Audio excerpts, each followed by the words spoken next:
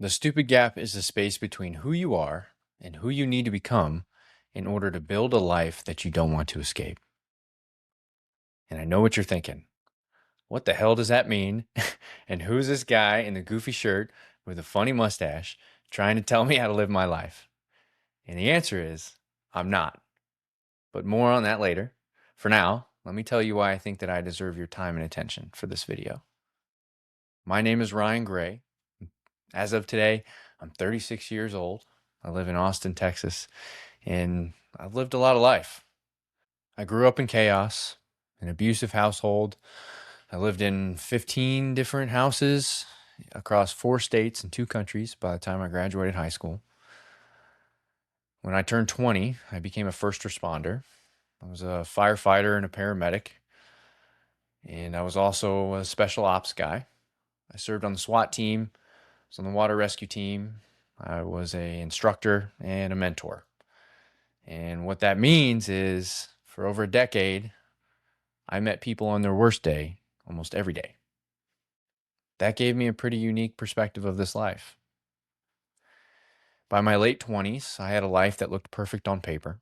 I had the house, a fast car, fast toys, fast women, a life of adrenaline, and yeah, it was perfect on paper.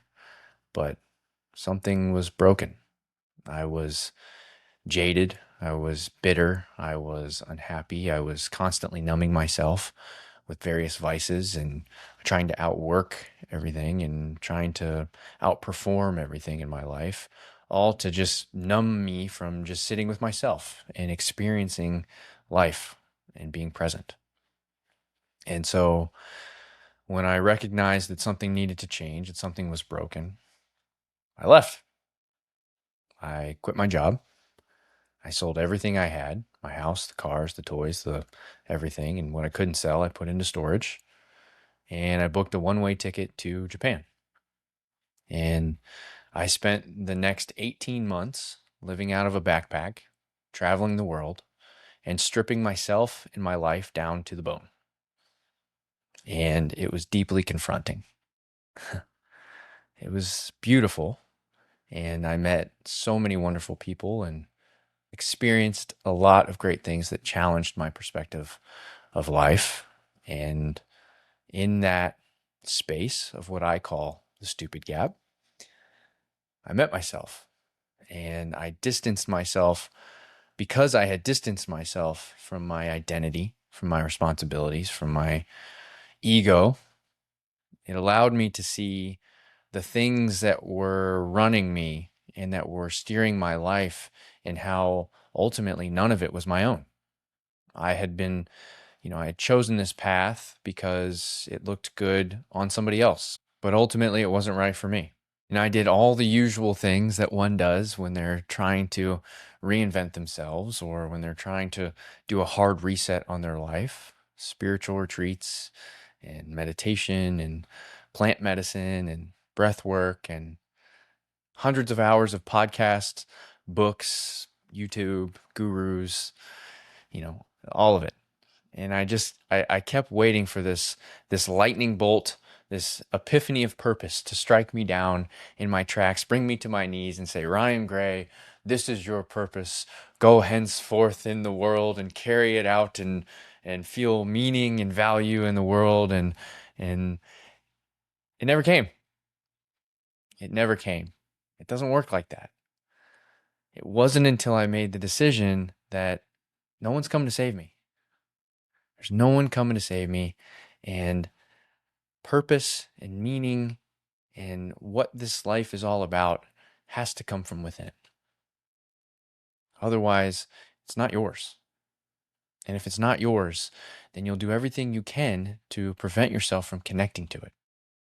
And you'll stay numb and disconnected and try to outrun it, try to outwork it, try to outachieve it, try to use vices and vacations and retreats and all of these things just to get away from this path that you're on because you didn't choose it. You didn't really choose it. The choices were yours, yes, but You didn't put the forethought, you didn't live intentionally and choose a life that you didn't want to escape. And so in my gap, I realized that all the answers that I was seeking from all these external measures, they were all inside. They were all right here, right where they should be. And it was just up to me to do the work to uncover my truest sense of self and learn to listen to that voice in the back of my head that was saying, you're built for more. That voice is your intuition. And in today's day and age, when any question that you might have is just at the end of your fingertips, or even just saying it out loud and some smart device will answer it for you,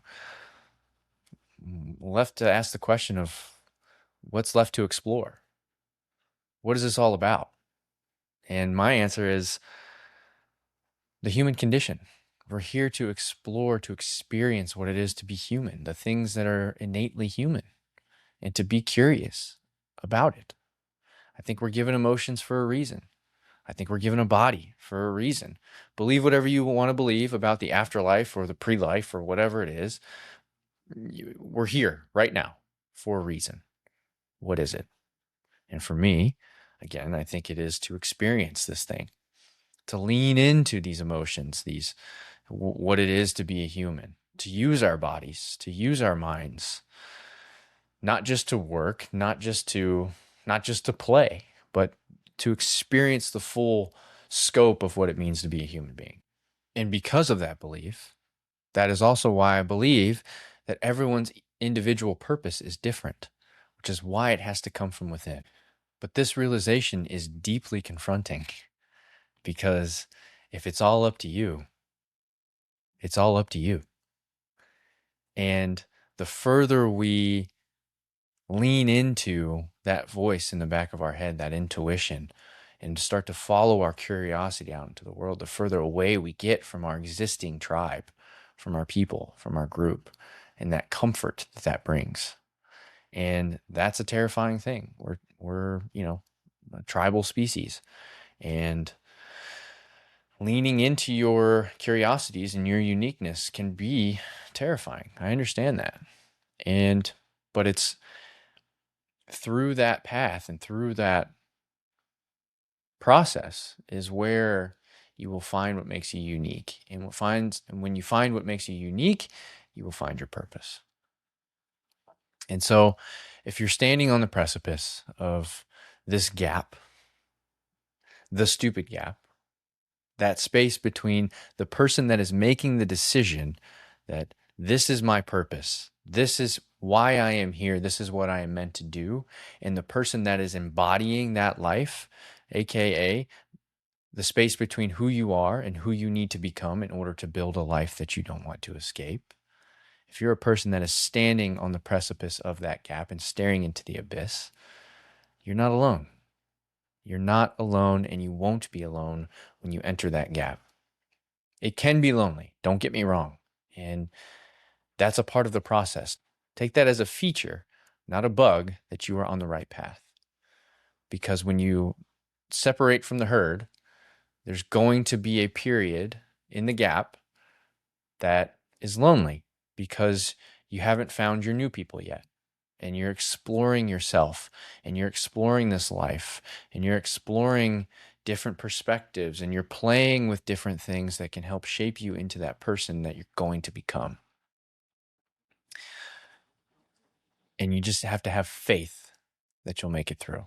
And I know that that's difficult, but you're not alone. So if you're on the edge of that gap, I have a gift for you. In the description is a framework, the gap framework, and it is a distillation of how I approached that gap when I was walking through it. Use it, don't use it. I hope it helps if you do. But it's, again, a free resource linked in the description. Also, if you'd like some guidance at gap, someone else in your corner helping you make decisions or helping you bridge that gap faster, more efficiently, less recklessly, then I offer personal skills and mindset coaching.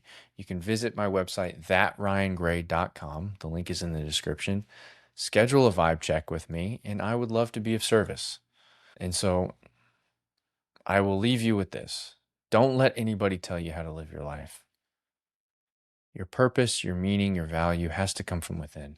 And once it does, you will start to connect to this experience in a way that you've never felt before, and you will build a life that you don't want to escape. Until then, stay humble, stay curious. See you in the next one.